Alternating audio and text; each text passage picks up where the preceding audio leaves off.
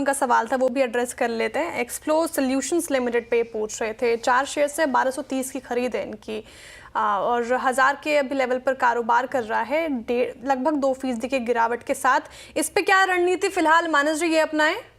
देखिए, यहाँ पर कभी भी कोई उछाल मिले तो यहाँ पर निकलने की कोशिश करनी है, क्योंकि ट्रेंड नेगेटिव लगता है।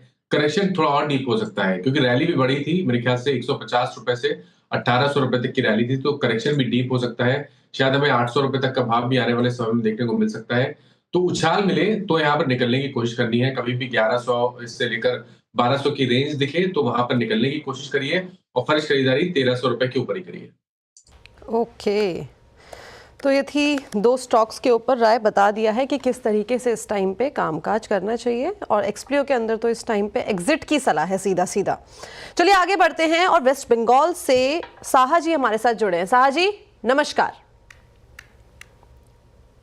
साहा जी को शायद से मेरी आवाज नहीं आ रही है, तो कोई बात नहीं, मैं ही उनका एक बार सवाल ले लेती हूँ। उनके पास आयशर मोटर्स हैं, 70 शेयर्स हैं इनके पोर्टफोलियो में, 5276 के भाव पे खरीदारी की गई है आयशर मोटर्स। क्या करना चाहिए मानस सर? देखिए, जगह तो सही है जहां से रिवर्सल देखने को मिल सकता है, क्योंकि पिछले 10 दिनों में बड़ी गिरावट देखने को मिली है। ₹5500 से ₹4600 तक स्टॉक करेक्ट हुआ है। तो आई थिंक अगर एक बार ये 4800 के ऊपर ट्रेड करने लगेगा तो रिकवरी देखने को मिल सकती है। उस केस में शायद आपको ₹5100 तक के भाव भी देखने को मिल सकते हैं।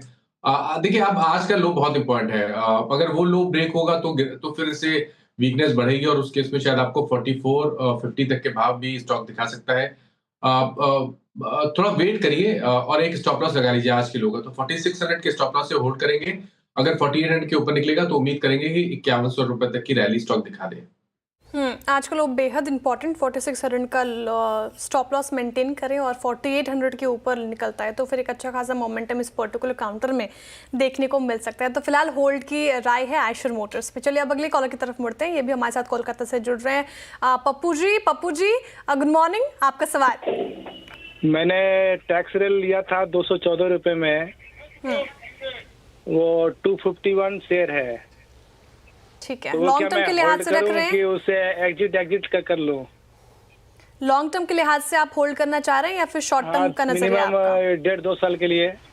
1.5-2 साल से, ठीक है मानस जी। देखिए 140 के लेवल पर फिलहाल ये कारोबार करता हुआ 214 की खरीद है इनकी, और ये काफ़ी ज़्यादा अभी देखिए लॉस झेल रहे हैं। 70 रुपए से ज़्यादा प्रति शेयर पे लॉस झेल रहे हैं। और ये इस पर्टिकुलर सेक्टर को ही देखें आप, रेलवे सेक्टर को, तो बजट से निराशा हाथ लगी, उसके बाद भी टूटा। उससे पहले तो हालांकि टूट ही रहा था और 1 महीने में 29% का करेक्शन इसने दिखाया है। 6 महीने की बात करें तो 40% से ज़्यादा टूटा है। स्ट्रेंथ नज़र नहीं आ रही चार्ट पर, क्या करना चाहिए?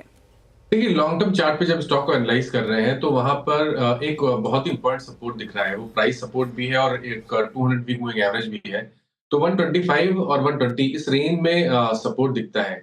काफी लॉस हो चुका है, तो मेरे ख्याल से थोड़ा सा लॉस और बेयर कर लें। ₹120 का स्टॉप लॉस लगा लें। अगर 120 के नीचे जाए तो आपको निकलना पड़ेगा। ऊपर की तरफ अगर ऐसा नहीं होता है, 120 के नीचे नहीं जाता है और 150 155 के ऊपर ट्रेड करने लगेगा तो एटलीस्ट इनको लॉस थोड़ा सा कम होगा, क्योंकि उस केस में रिकवरी में शायद स्टॉक ₹200 तक के भाव दिखा दे। टेक्समाको रेल के ऊपर और मिड कैप में एक शानदार रिकवरी आती हुई दिखाई दे रही है ऑल ओवर द इंडाइसेस। चलिए आगे बढ़ते हैं और हमारे जो अगले दर्शक हैं वो मुंबई से हमारे साथ जुड़े हैं, सिद्धार्थ जी। सिद्धार्थ जी गुड मॉर्निंग। जी आपका सवाल। जी, मैंने गेल के स्टॉक पे 177 के एवरेज पे 450 शेयर्स लिए हुए हैं। तो मैंने पिछले साल लिया हुआ था, तो अभी ऑलरेडी 1 साल हो चुका है और अभी तक तो कुछ बेनिफिट में हूँ नहीं। तो मुझे ये जानना था कि ये इसमें मैं कब तक बना रह सकता हूँ, क्योंकि अभी तो फिलहाल ईवी टेक्नोलॉजी की बातें हो रही है, तो कितना सेफ है एक गैस या नेचुरल गैस के कंपनी में बने रहना। राइट तो 177 के पर्सपेक्टिव से आपने के एवरेज प्राइस पे आपने लिया था, कोई स्टॉप लॉस लगाया हुआ है अभी या विदाउट स्टॉप लॉस आप ट्रेल कर रहे हैं? अभी तो स्टॉप लॉस लगाया नहीं है, बट मैं चेक कर रहा हूँ कि 150 के अबव जब तक है तब तक तो ओके ठीक है। गेल के जो अगर हम नंबर्स की बात करें तो नंबर्स में तो हमें एक मिक्स बैग नंबर्स देखने को मिले थे, बिकॉज जो कंपनी का ऑपरेटिंग नंबर्स हैं वो थोड़ा सा डाउन साइड पे था, काफ़ी ज़्यादा वीक था। इनफैक्ट जो कंपनी के मार्जिन हैं वो भी काफ़ी ज़्यादा कॉन्ट्रैक्ट होते हुए दिखाई दिए थे। और उसके बाद एक तो मार्केट वॉलिटिलिटी और साथ ही साथ रिजल्ट के बाद स्टॉक के अंदर एक मैसिव वीकनेस हमें देखने को मिली थी। लेकिन मानस सर जैसे कि पूछ रहे हैं सिद्धार्थ जी कि इस टाइम पे क्या गेल के ऊपर एक बेट लगाना ठीक होगा या वापस से हम अब न्यू एज कंपनीज की तरफ बढ़े, देखिए न्यू टेक्नोलॉजीज? बिल्कुल, तो देखिए यहाँ पर थोड़ा समझना पड़ेगा, क्योंकि जैसे इन्होंने बोला कि 1 साल पहले इन्होंने खरीदारी की थी और आज इनको कोई रिटर्न्स नहीं मिल रहे हैं। लेकिन ध्यान रखिए, पूरे 1 साल में 12 मंथ निकले और स्टॉक 177 से लेकर 250 तक गया था। तो एक्चुअली आप देखिए तो 40% के रिटर्न्स भी मिल रहे थे एक समय पे इनको। लेकिन देखिए यहाँ पर ही थोड़ी-सी गलती होती है कि पेपर पे आप देखेंगे तो आपको प्रॉफिट दिख रहा था, लेकिन एक्चुअली वो अकाउंट में प्रॉफिट नहीं आ पाया। उसमें आपको करना केवल इतना है कि टाइम टाइम स्टॉक को एनालाइज करते रहना है। एटलीस्ट आप एनालाइज ना कर पाए चार्ट्स पे या फंडामेंटली, तो कम से कम अपनी स्टॉप लॉस को ऊपर की तरफ रिवाइज करते रहें, जिससे जो जब क्रैक हो स्टॉक तो उतना लॉस ना हो, या तो आपका जो जितना प्रॉफिट था वो वाइप आउट ना हो। आई थिंक बेहतर रहता कि ये 220 पे स्टॉप लॉस लगा लेते धीमे धीमे, और फिर वो निकल भी जाते तो भी इनको थोड़ा बहुत प्रॉफिट तो जरूर होता। अब जहां तक बात है, मेरे ख्याल से अब थोड़ा वेट कर लें, क्योंकि लोअर लेवल पे 150 140 के रेंज पे सपोर्ट दिखता है लॉन्ग टर्म चार्ट पे। मेरे ख्याल से इसके नीचे जाना स्टॉक के लिए थोड़ा मुश्किल होगा। 140 के स्टॉप लॉस से बने रहिए, उछाल मिले तो 190 और 195 पे स्टॉक को फिर से एनालाइज करिए।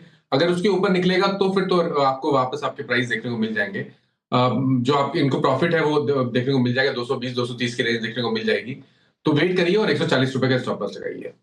ठीक है, 140 का स्टॉप लॉस लगाइए और गेल में वेट एंड वॉच की सलाह है फिलहाल, और इस तमाम रणनीति आपके लिए गेल पर। और इनफैक्ट अगर आप बाजार पर नजर डालें तो लोअर लेवल से रिकवरी देखने को मिल रही है। निफ्टी भी देखिए 22,725 का इसका लो था, वहां से रिकवर होकर 22,909 के लेवल पर फिलहाल कारोबार करता दिख रहा है। वहीं आप मिड कैप पे नजर फिराएंगे तो वहां पे भी मैसिव रिकवरी अच्छी खासी देखने को मिल रही है। हालांकि देखने वाली बात होगी कि सस्टेन कितना करता है, उस पर चर्चा करेंगे आगे। लेकिन चलिए अब हमारे एक कॉलर भी